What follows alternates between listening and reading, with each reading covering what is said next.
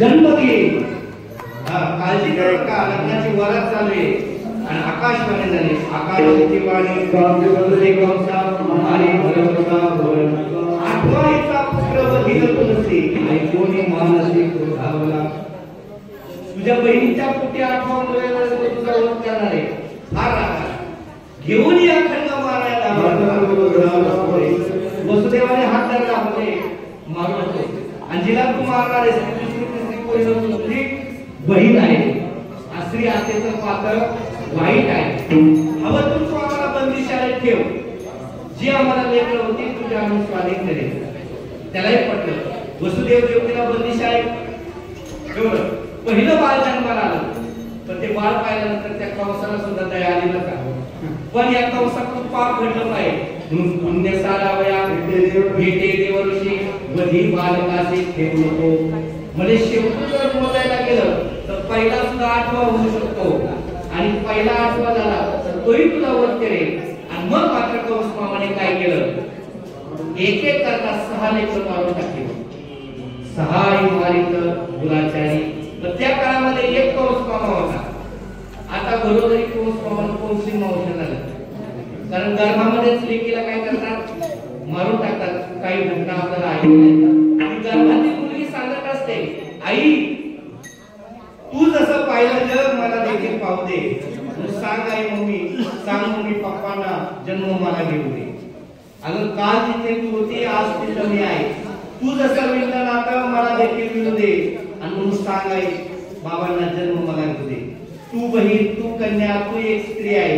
काल जिथं तू होती ना आज तिथं मी आहे. तू जसं विणलं नातं मला देखील मिळू दे. आणि म्हणून सांग आई बाबांना जन्म मला घेऊ दे. पहा मग फिरून मी पुन्हा कधीच येणार नाही. भाग्य कन्यादानाचे दोघांनाही देणार नाही.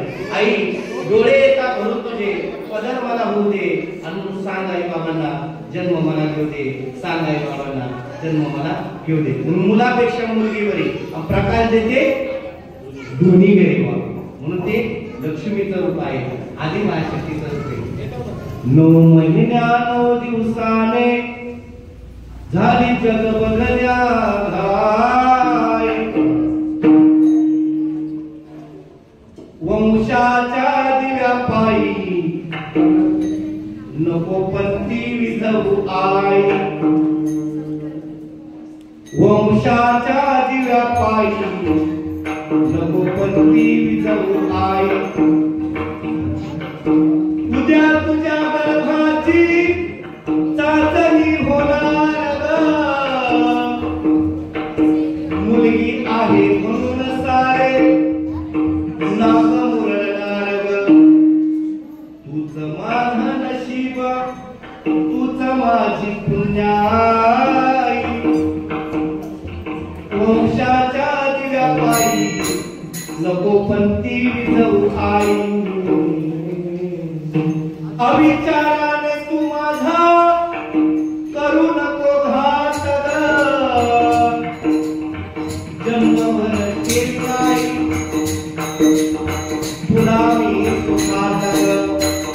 तूच माझं नशीब तूच माझी पुण्याई. वंशाच्या तुझ्या पायी नको पंथी विझवू आई. म्हणून मुलगापेक्षा मुलगी बरी प्रकार म्हणजे दोन्ही गरीब. 6 लेकरं मारून टाकली कंस मामाने. 7वा गर्भ योग मायने रोहिणीच्या उदरी घातला. आणि 8वा गर्भ 8 वर्षाचे सगुण साकार मूर्ती कारागृहामध्ये साकार झाले. पण आई म्हणते कृष्णा तू जर एवढा मोठा झाला तर तुझ्या बालपणाचा लहानपणाचा आनंद आम्हाला मिळेल का. म्हणून तू आता लहान हो. पण भगवंत म्हणतात आई मी लहान होतो पण आता मला इथं ठेवू नका.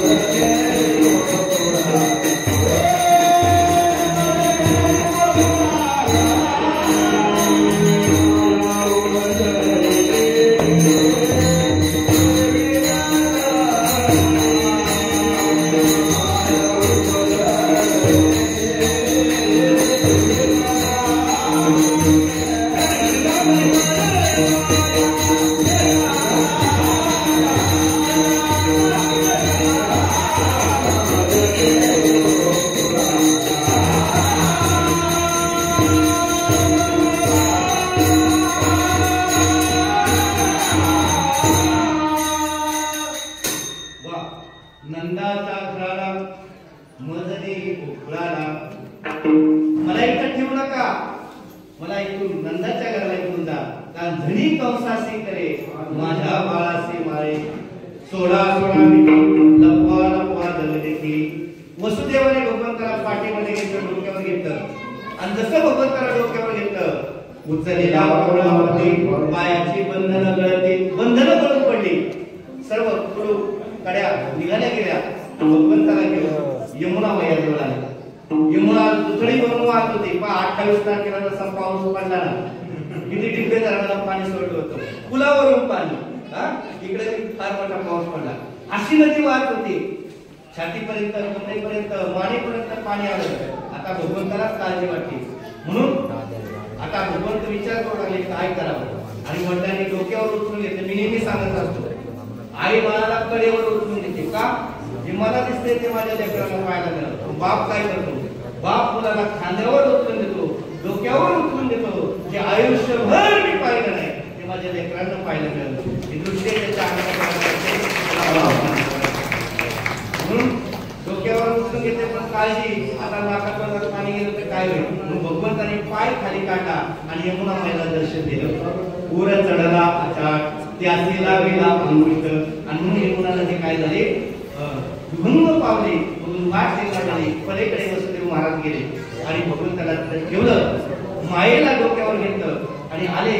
पुन्हा बंधनामध्ये अडकले. म्हणून आपण देवाला डोक्यावर घेतलं, आपण बंधनातून मुक्त होतो, आणि मायेला डोक्यावर घेतलं, पुन्हा बंधनात अडकलो. रडे माया करे आकांत, नामा म्हणे धावते ती भूल. आणि मग कंसाला कळलं, 8वा झाला, 8वा जन्माला आला. कळलं 8वा नाही तर 8वी, म्हणजे 8वी तर 8वी. पायाला धरलं, गरगर फिरवलं, आपटलं, त्याच्या हातातून सुटून गेले आणि आकाशवाणी झाली.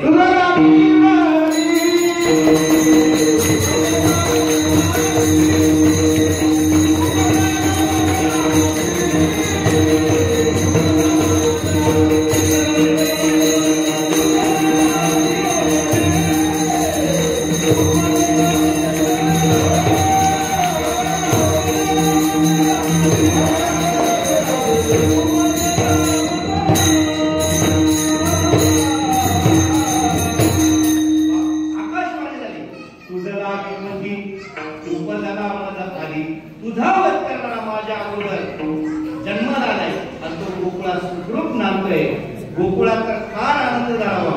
गोकुळेच्या सुखात अंतवार बाळकृष्ण नंदाधरी अनंतल्या धरणाधरी.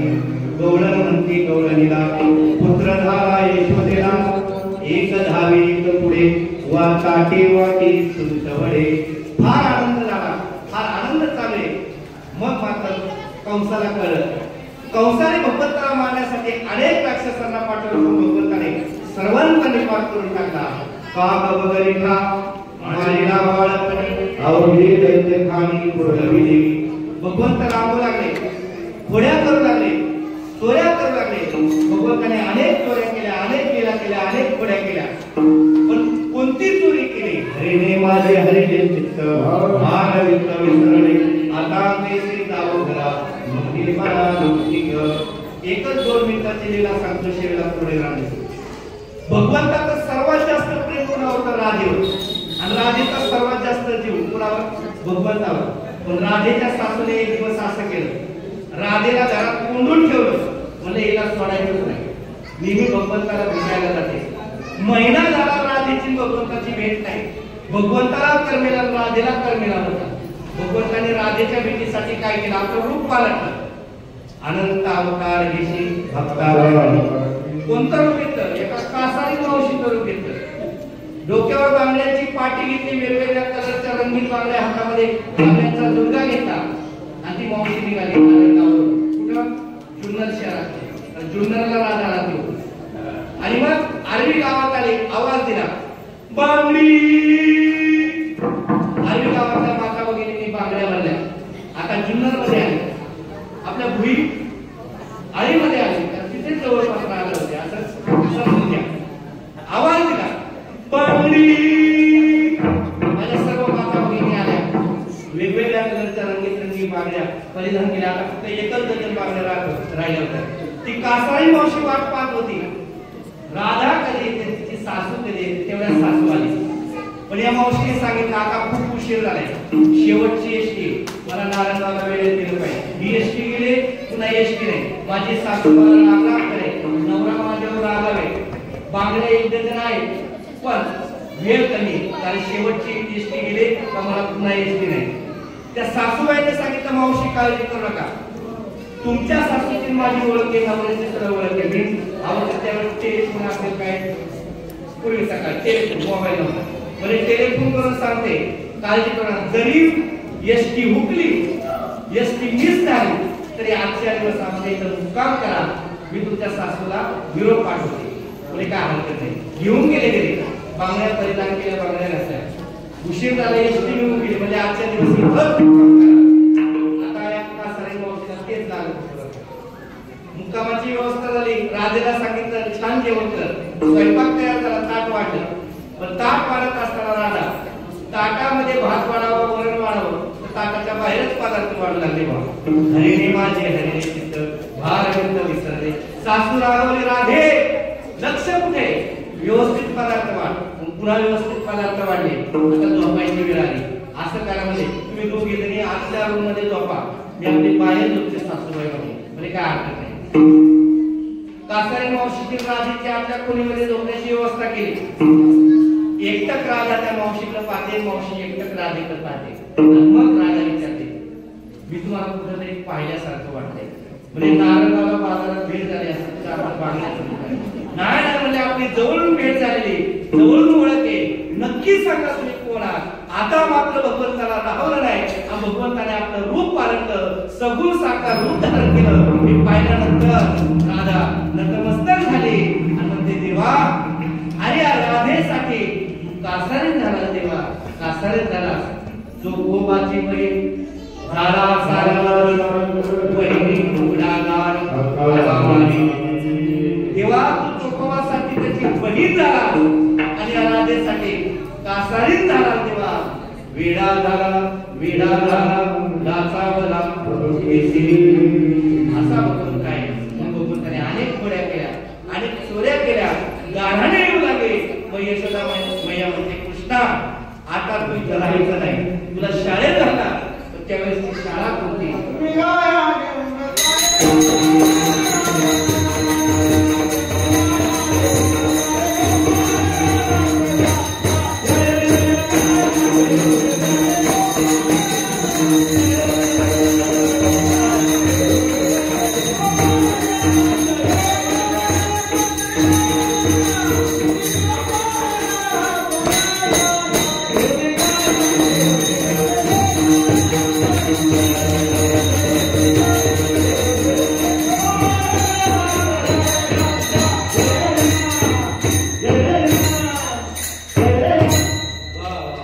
तुम्ही गाया घेऊन आले गोपाळ रानात या.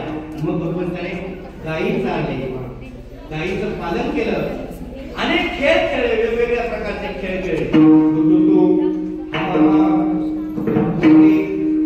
चेंडू पडे, क्रिकेटचा शोध जर कुणी लावला असेल तर तो भगवान श्रीकृष्णाने लावलेला आहे.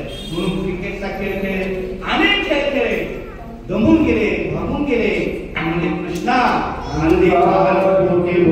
काय केळायाचे म्हणून खडके चोडी आल्या मोठा आजीला दही काला मोठा. म्हणून भगवान श्रीकृष्णाचे वैशिष्ट्य त्याचा अवतार सुद्धा आठवाय. अवतार किंवा आठवा, जन्माला आला अष्टमीला, आणि म्हणून आपण सुद्धा त्या भगवंताला आठवा. त्याचं रूप मनामध्ये साठवा. कुणी त्याच्या विरुद्ध बोलायला आलं तर त्याला काटवा, जन्म मरण मिटवा. आणि कुणाच्या रूपाने जन्म मरण मिटतं, संतांच्या कृपेने. म्हणून त्या संतांचा एका